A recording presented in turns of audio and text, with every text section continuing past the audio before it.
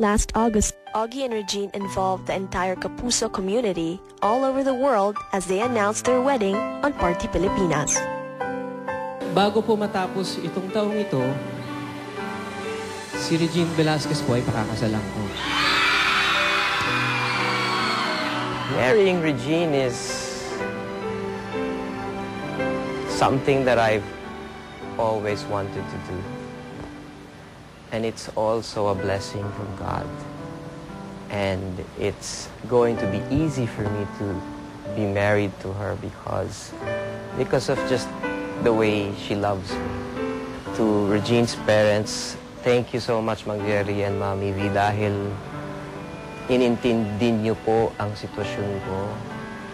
Hindi niyo po ako ginudge.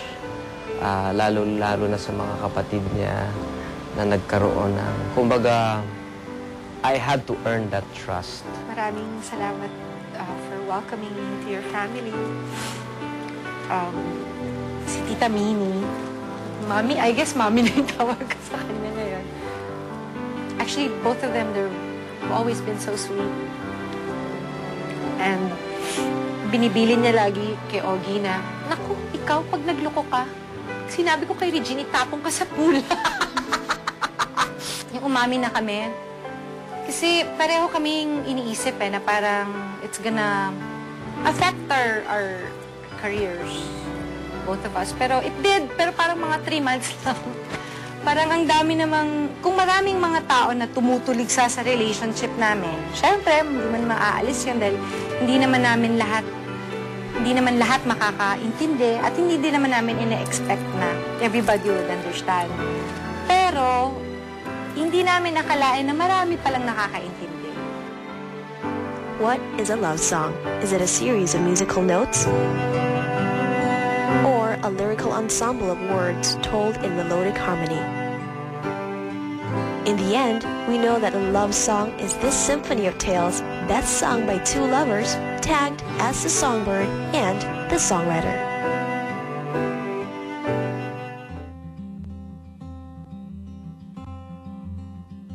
She's taping 4 times a week and then pag may break siya, she's finishing her album tapos may mga promos. So, wala talaga siyang time in terms of yung preparation ng wedding. Although may involvement naman kahit 10% siguro. We wanted a very solemn wedding ceremony and it will be primarily a civil wedding. Basically, the main challenge was the location of the venue because it is in Nasugbu, Batangas. It's 3 hours away. But it's a beautiful drive from Manila to Nasugbu. Augie and Regine are very involved in planning their beautiful wedding. But Augie's very hands-on. He's very into all of the details. I went through the ceremony program with him. Everything is really personalized. And Regine is also very involved in the souvenirs and all of the girly stuff. But of course, she's concentrating on her look, her bridal look for the wedding. Gusto lang niya mag-red gown. Yun lang. He's supposed to wear a barong. And we realized na with beautiful gown for Regine, that's actually all the reasons why we're doing something really extraordinary for him. Unconventional in the sense na siguro we're using a different color instead of the usual take on a tuxedo, which is like black or off-white. So I thought of using a nice gun silver, semi-metallic fabric, which has like a very 50s inspiration. The theme for the wedding is French Rustic Vineyard. Kakay and I decided to come up with this theme, the French Rustic Vineyard, because it's a beach wedding. It's not the usual theme for a beach wedding. We're using all parasols per table. And we asked for their color motifs, which is pastel colors, yellow, blue, green, sa lahat ng mga printing requests. And then they're going to make use of table names. And then yung mga names na yon, it's specific na trivia for them, whether plays, ganyan, movie. So yung mga guests nila, they would learn more about the couple. Ang gusto talaga ni Regine at saka ni Augie, yung very, very candid, very casual na photos. And that's what we tried to do all the time for them. So parang for a change, for the biggest day of their lives, Gusto nila that people will see the real them, which is nagtatawanan, which is normal people, makulit, nagkukulitan, nagkakagatan. Yung binubuo pa lang tong wedding, sinabi ko na iririgalo ko sa kanila yung Helivision, yung aerial videography. Pinakita namin yung view nung kung saan sila kakasal, entourage, yung pictorial, tsaka yung pictorial din ng mag-asawa. Nakita namin yung ganda ng lugar dito sa wedding nila. It will be at the peak at Punta Fuego. So it's a nice view. It will be held dun sa infinity pool. What we came up with, I'll be doing a nice canopy. I'll be coming up with hundreds of ribbons. Yung pinaka-ceiling sa ribbons nila with crystals.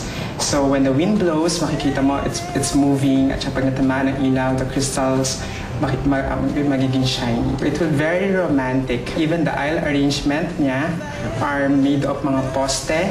Nalalagyan lang namin ng mga lamp at mga flowers in pastel colors. We purchase new utensils. Even if we have to change our tables and we have to make new tables, just for this occasion we did it. Initially, we were asked to prepare Filipino and Asian cuisine. I made a full concentration of what I have to prepare.